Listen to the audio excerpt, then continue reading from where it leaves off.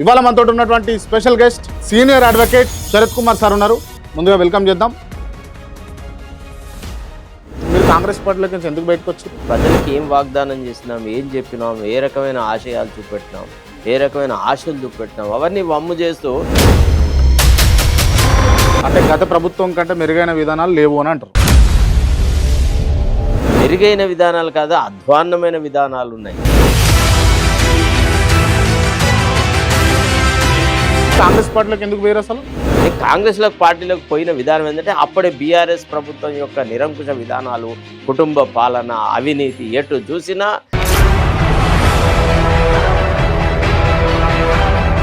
Right. మీరు కాంగ్రెస్ పార్టీలో join అవ్వడానికి కారణం మెయిన్గా లొల్లాయి మల్లి అలియాస్ తీనార్ మల్లన్న అంటే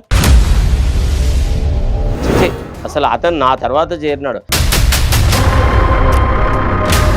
సార్ మరి ఢిల్లీ దాకా పోయినారు ఎందుకు? రేవంత్ రెడ్డి మనకి ఇంత కావాల్సిన వ్యక్తి కదా, ఇక్కడే వేసుకుంటే బాగుండేది కదా అని అన్నాడు. అంటే నేను ఈ అవకాశవాది చేతిలో కండువా వేసుకున్నా, ఉరి వేసుకున్నా, రెండు ఒకటే.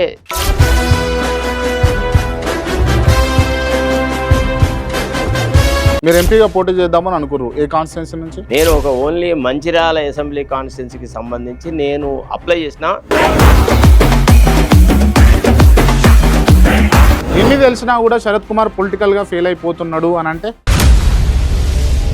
రేవంత్ రెడ్డి ఒక శుష్క రాజకీయ నాయకుడు, వ్యర్థుడు. ఈయన మైండ్లో ఏం లేదు, పెండ ఉన్నది. పెండనా? అసలు నేను చెప్తుంటే చూర్లు పంచాలు చూసిన మొదలెట్టినాడు. సో దాన్ని బట్టి నాకు అర్థమైంది అంటే వీడు ఒక వెధవ. ముఖ్యమంత్రిని వెధవ, వీడు వాడు అనొచ్చా? అంటే ఆయన ఎవరినైనా అనొచ్చా?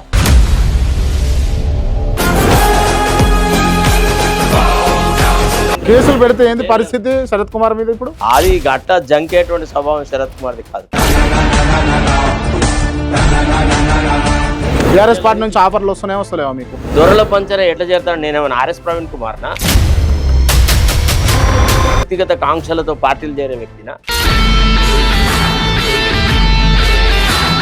తీర్మాన్ మల్లన్నను మీరు వాడుకురా, లేకపోతే తీర్మాన్ మల్లన్న మిమ్మల్ని వాడుకురా?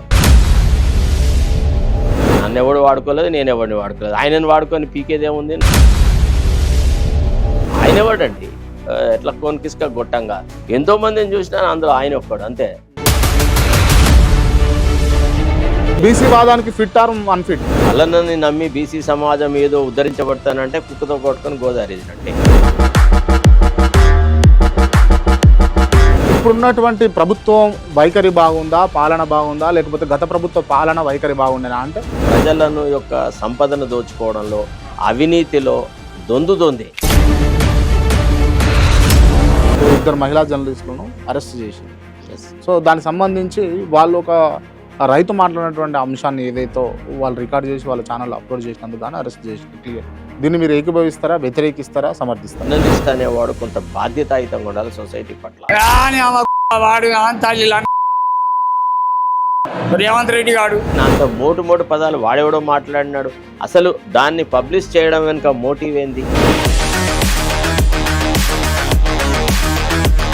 రేవంత్ రెడ్డి గారు అదే సందర్భాన్ని ఉద్దేశించి నిండు అసెంబ్లీ సభలో బట్టలు ఊడదీసి కొడతాం, ముఖ్యమంత్రిగా ఎత్తునొక్కని బట్టలు పదేసి రోడ్డు మీద తిప్పిస్తా అధ్యక్ష.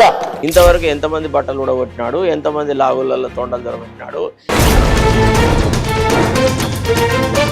దేవాలయం లాంటి స్థానంలో కూడా అతి నీచాతి నిజమైన భాష మాట్లాడిన వ్యక్తిగా రేవంత్ రెడ్డి చరిత్రలో నిలిచిపోతాడు. అంతకు తప్ప ఆయన వల్ల ఒరిగేది లేదు, తరగేది లేదు.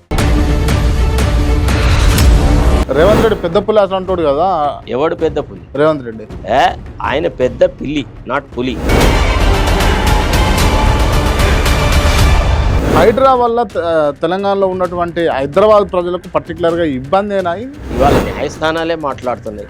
ఏమని పేద ప్రజల మీద మీరు బుల్డోజర్లు అవి అన్నీ చేస్తున్నారు. డైనోసార్లలా నోరు తెరిచిన హైడ్రా బుల్డోజర్లు పేదల ఇండ్లను కూల్చినాయి. ఈ కొడుకు చనిపోయిండు. ఇదంతా శరత్ కుమార్ అంటే ఇంకా అనుకున్న వారసత్వమే లేదు. ఎందుకు ఈ తహతలాట, ఈ ఊరట, లేకపోతే ఇబ్బందులు పడి చేయాల్సినటువంటి పని ఏమున్నది శరత్ కుమార్ కంటే? నేను నా కొడుకు నేను చంపలేదు, ఆయన తన సొంత నిర్ణయం తీసుకొని ఆత్మహత్య చేసుకున్నాడు. అట్లాంటి పిల్లలు ఎంతోమంది యువకులు ఉన్నారు కదా, వీళ్ళలోనే నా పిల్లల్ని చూసుకుంటా.